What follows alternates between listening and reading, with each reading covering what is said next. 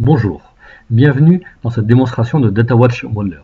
Je vais vous expliquer et je vais vous montrer dans cette démonstration comment récupérer des données semi-structurées et comment les restructurer.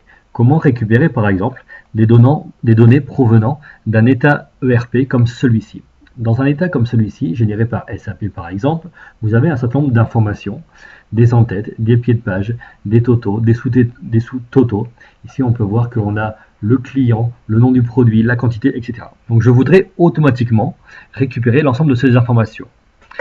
Si l'on veut faire ça aujourd'hui, soit on ne fait pas, soit on fait ça à la main, il faut ressaisir ça dans Excel par exemple. Mais là, je vais vous montrer comment faire ça de manière automatique.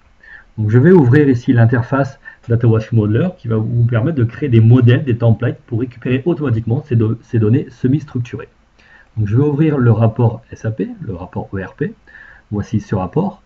Première étape, il faut que je définisse quel est le niveau de détail le plus fin contenu dans ce rapport. Quelle est la ligne de détail dans laquelle je vais trouver l'information. Donc cette ligne, elle est ici. C'est ici que je vais trouver quel est le produit que je vends, à quel prix, à quelle quantité, etc. Sur ce produit, sur cette ligne que j'ai sélectionnée, je vais créer un nouveau template. Ce template va me permettre de définir quelles sont les lignes et les colonnes que je veux récupérer. Par exemple, ici, toutes les lignes que je veux récupérer contiennent USD dans ces colonnes. Qu'est-ce que je vais faire? Je vais marquer ici USD. Et on peut voir que automatiquement, les lignes contenant USD sont surlignées. Mais en fait, j'ai peut-être des lignes de commande avec autre chose que du dollar en devise. Donc j'ai peut-être de l'euro. Qu'est-ce que je vais dire? Je vais dire plutôt, récupère-moi l'ensemble des lignes où ici j'ai 3 caractères. Voilà, 3 caractères, j'ai la ligne de détail. Mais en fait, il m'a pris aussi du coup la ligne d'en-tête où j'avais ici un libellé. Donc je vais donner une autre condition pour enlever cette ligne de libellé. Ici, je vais dire que dans cette colonne, il faut que j'ai un nombre. Donc voilà, j'ai mis ici une condition pour avoir un nombre. Du coup, j'ai enlevé la ligne où j'avais les en-têtes. Maintenant, je vais récupérer les champs. Quels sont les champs que je veux récupérer? Auto-define fields. Automatiquement, suivant les espaces et les tabulations, j'ai pu récupérer les champs qui m'intéressaient. Alors, je vais pouvoir continuer à faire ça de manière manuelle si j'en ai oublié. Donc ici, par exemple, USD, Edit Field. Je peux commencer à décrire l'ensemble de ces champs. Donc là, je vais par exemple nommer ces deux champs. Ici, c'est le produit. Voilà, je peux comme ça, sur l'ensemble des champs, nommer ces champs et leur apporter des attributs. Le rôle de ces lignes et de ces champs, ça va être le détail. Donc, ici, je mets le détail. OK. Donc, automatiquement, j'ai récupéré ces champs. Je peux commencer à voir dans Data View le résultat. Ben voilà, en ligne et en colonne. Donc, j'ai restructuré, j'ai mis ça en ligne et en colonne, j'ai restructuré ce que j'avais dans mon rapport SAP. Maintenant, sur ce rapport SAP, sur ce rapport ERP, je voudrais récupérer d'autres informations, comme par exemple le nom du client. Je vais de nouveau recréer un nouveau template sur ce rapport. Donc je sélectionne la ligne contenant le client, clic droit, nouveau template, et là je vais récupérer l'ensemble des lignes contenant le client. Donc, je vais dire ici, à chaque fois que je trouve customer 2 points, tu me récupères la ligne. Et puis ici, j'ai l'ID du client, donc ID client. Ici, j'ai le nom du client. Voilà, donc là j'ai récupéré les deux champs qui m'intéressaient sur un client. Cette ligne-là, ce n'est plus du coup le détail, mais c'est un ajout. Donc, vous voyez qu'ici je peux récupérer l'en-tête, le pied de page, etc., etc. Donc je vais faire un ensemble de templates pour un modèle, pour récupérer l'ensemble des informations qui m'intéressent sur un rapport, sur un état. Donc là je vais faire append, donc ici c'est l'append du client. Voilà les informations que j'ai récupérées de mon document. Si je repars dans Data View, voilà, donc j'ai bien ici l'ensemble des informations de détail et j'ai deux nouvelles colonnes qui sont l'ID client et le client correspondant. Donc comme ça, je vais pouvoir ajouter un ensemble de colonnes provenant de différentes parties de mon document, de mon état, de mon rapport provenant de mon ERP par exemple.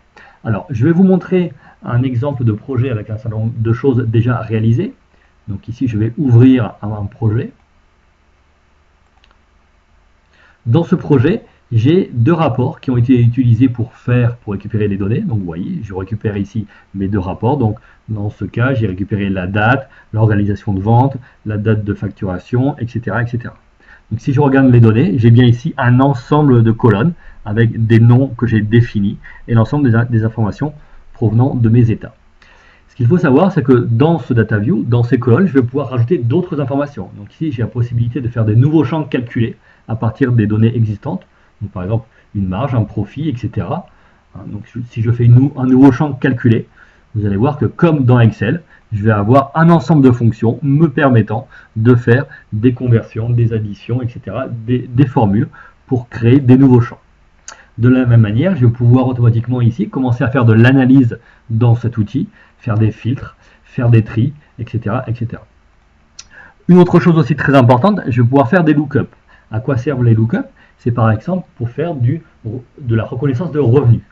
Imaginons ici, je récupère des informations provenant de factures qui proviennent d'un PDF, donc j'ai un ensemble de colonnes avec des montants. Je voudrais comparer ça avec ce que j'ai dans ma base de données. Qu'est-ce que je vais faire? Je vais utiliser un lookup. Donc je vais ici récupérer des colonnes, avec une jointure, récupérer des colonnes qui viennent de ma base de données. Automatiquement, je vais créer un champ calculé qui est la différence entre le montant trouvé dans les PDF et le montant trouvé dans ma base de données. Et puis je vais faire un tri sur la différence qui est différente de 0. Et pourquoi pas, après, automatiquement, envoyer un email avec les lignes différentes de 0. Donc le lookup permet d'aller rechercher, ajouter des informations sur ces données semi-structurées, ajouter de l'information qui viennent de bases de données, de fichiers Excel, d'une source externe. Ce que je vais pouvoir faire aussi dans cet outil, c'est commencer à créer des summaries, des résumés, des pivots, des graphiques. Donc par exemple, ici, automatiquement, j'ai défini un certain nombre de résumés. Donc par exemple, ici, la tendance sur les ventes, les ventes sur les différents mois, les top 5, etc. Donc vous voyez ici, très facilement, je peux commencer à faire des analyses. Ces analyses, il faut savoir qu'on va pouvoir automatiquement les exporter. Donc dans mon processus d'automatisation de cette transformation, je vais pouvoir aussi envoyer des fichiers Excel ou mettre dans la base de données ces résultats, ces transformations.